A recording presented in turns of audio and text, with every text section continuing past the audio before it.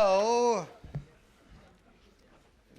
I want to prove to Mitchell there is a text sheet here and everything, which we're not going to do because I'm conscious of time. We still have hakafot to do and things like that. So, but there is something I want to bring to it because it leads to, I'll tell you the end at the beginning, which is that today after services, we'll have a little kiddush and then join Yoel in the sukkah, where he's going to do some teaching, roughly 12:30 or so. So I want to talk about, and what the text sheet is about Ushpizin. So let's spend just 5 minutes on this rather than the full text study. But I have some sources in here that you might like, including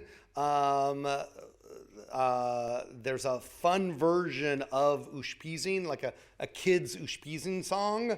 So there's a website on here that you could check out. And also, again, putting the end at the beginning, there's also another resource I have in here that actually was created by the British Jewish community about bringing the hostages as Ushpizin in, and there's resources that you can print out and to bring, and that's on here as well. So, Ushpizin, like what is that all about? That it is not in the Tanakh, it is not in the Mishnah, it is not in the Talmud. It is from the Zohar. It's part of the mystical tradition. The idea of bringing guests in, these mystical guests. Now, the guests, for the most part, are from the Tanakh, but it is not a Torah activity. We just read the Sukkot activities this morning. That it first appears, as I said, in the Zohar, which puts it in the 13th century or so, late in Jewish time. And it is, I think, a beautiful tradition. I've told you before that Sukkot is my favorite holiday of the year, in part because it means we made it through the high holidays. Let's be honest about that. But it is actually I forget what's the difference between centrifugal and centripetal, right? Centrifugal, one pushes you in. Right, so which one pushes you in? Centripetal is the high holidays, right? The high holidays push you into yourself, right? All of the pressure, all of the focus is internal. And then Sukkot is the opposite. It pushes you outwards because we don't want to get, and that's also like with that quick turnaround of just 5 days between Yom Kippur and Sukkot, right? It forces us, like it doesn't casually happen. It's not a different holiday. It really is connected energetically, mystically, I think, that it is connected in so many ways. So this is pushing us literally out of our houses, back into nature, out of our heads. And I love that about the holiday. So as we're sitting in our Sukkot and we're feeling the nature, we're feeling the weather, the leaves are dropping on our heads, and we're putting our fleece on for the first time. We're feeling totally differently than the high holidays, and so the Zohar says we should invite certain people. Now, of course, the Zohar is inviting guys, right? Abraham, Isaac, Jacob, Joseph, shocking, exactly. Moses, Aaron, David, Saul, maybe, not Saul, but inviting, and there has been a tradition of inviting women as well. Sarah and Miriam and Deborah and Hannah and Abigail, and then there's another, Huldah. You got to do your research on that, and Esther as well. I have all those sources here. But what I want to spend 2 minutes on here is what is the value, meaning the midah, if you will, the values that we're exemplifying by inviting people in, whether they be, mystical people from our tradition. What are we trying to exemplify by opening our Sukkot to people? Yeah. Hachnasat orchim, hospitality, right? Hachnasat orchim, right? Some say also gimilut chasadim, caring for the poor, caring for the needy. The orphan, the stranger, and the widow. Yeah, of caring for people, the orphan, the stranger, and the widow. Exactly. That caring for what traditionally were vulnerable populations.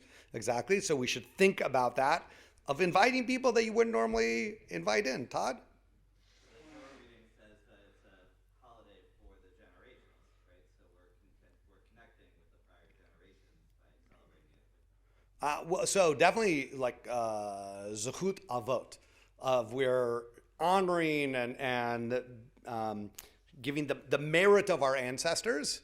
So not only is it intergenerational, like, a generation above you, a generation below you, that type of intergenerational experience, because everyone has a good time in the sukkah, right? It's an equalizer. It doesn't matter if you're walking in with your walker or you're walking in with a stroller. Like the experience of the sukkah is equal. But also the idea of inviting these past lineage generationally is something that's really powerful as well. And of course, Simcha Shel Mitzvah, right? Enjoying the mitzvah of it is really such a great thing.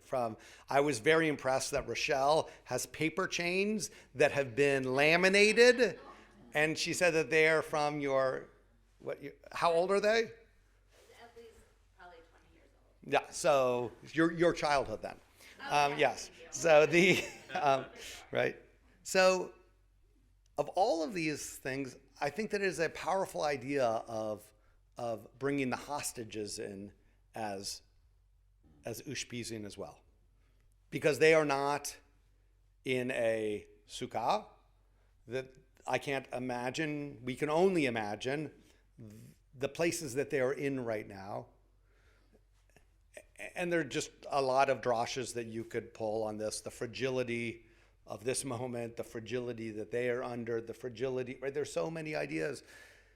And just as a way, so I want to offer that as an idea that, again, in just about an hour or whatever, Yoel will be in the sukkah with us. Yoel, of course, is our shaliach, and he has prepared a program that he'll be doing a few times throughout. I think the Portnoy's, he's going to be at the Portnoy's with the day school community Sunday or upcoming, and others as well. So as much as we are in this moment of both joyfulness of Zman Simchatenu and fragility like Kohelet gives us, and how we are spanning all of these spaces at the same time. I don't have an answer for it, but I think we need to name it, because our heart is both simultaneously broken and also overfilled with blessings as well. And it is the incredibleness of being Jewish and of being human that we don't lose either of those things, and that we can hold on to both of them simultaneously. So if you want any of the resources and more, that I have the sheets, but I want to make sure that we move forward as well. There's a new poster in the sukkah here. After the holiday, you can write down the guests that you would like to invite in the sukkah. Oh, nice. Okay, so the guests that you want to invite into the sukkah. Also, I want to point out that at the front, it just went up yesterday, that there's an art display, because it is so important that we stay connected to Israel in various ways, recognizing that there are many different ages and sensitivities of people that are in the building, right? So it is not graphic, but it is a art display of each of the kibbutzim that was attacked on October 7th. But it's appropriate for the preschoolers can see it, and they'll think one thing, but it's important for us to understand what it is on a deeper level as well. So Chag Sameach, for just a quick thought, and that.